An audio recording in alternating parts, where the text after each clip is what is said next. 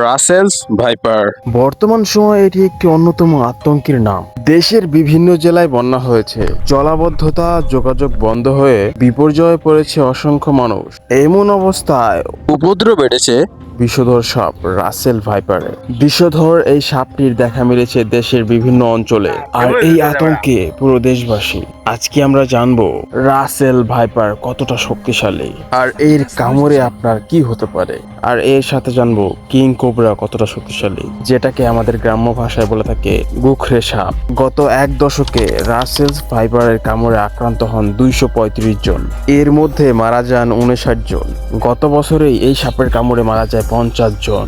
গবেষকদের মতে বর্ষার সময় সাপ ডাঙায় বা শুকনো জায়গায় বসবাস করে বা করতে চায়। রাসেলস ভাইপার সাপ সাধারণত শুকনো জমি, বালুর স্তর বা চর অঞ্চলে থাকতে খুবই পছন্দ করে। সাধারণত বর্ষার সময় চর অঞ্চল এবং আবাদি জমি ডুবে যাওয়ার কারণে এই রাসেল ভাইপার সাপটি উঁচু স্থানের সন্ধান করে মানুষের ঘরে ঢুকে পড়ে।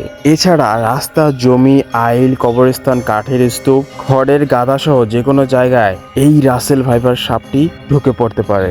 সাধারণত আমাদের দেশে যেই সাপগুলো দেখতে পাওয়া যায় ওই সমস্ত সাপ মানুষ দেখলে পালায়, কিন্তু এই রাসেল ভাইপার সাপটি মানুষ দেখলে তাদের উপর আক্রমণ করে ফেলে।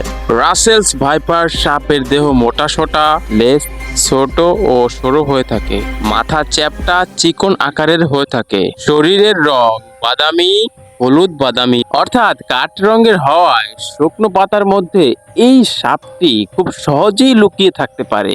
সাপটির জিহ্বার রং বাদামি বা কালো হয়ে থাকে। এই সাপটির পুরো গা জুড়ে বাদামি বা বড় বড় গোল গোল দাগ থাকে। এই দাগগুলোর মাথা চোছালো হয়ে থাকে।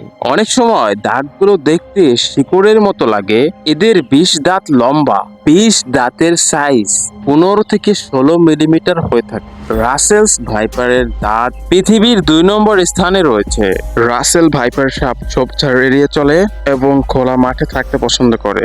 এরা কামড়ানোর সময় সম্পূর্ণ বিষ ঢেলে দেয়। এই রাসেল ভাইপার কামড় দেওয়ার পরে কামড়ানো স্থানটি ফুলে যায়, সেই সঙ্গে ঘন্টা খানিকের মধ্যে এর আশপাশের স্থানও ফুলে যায়।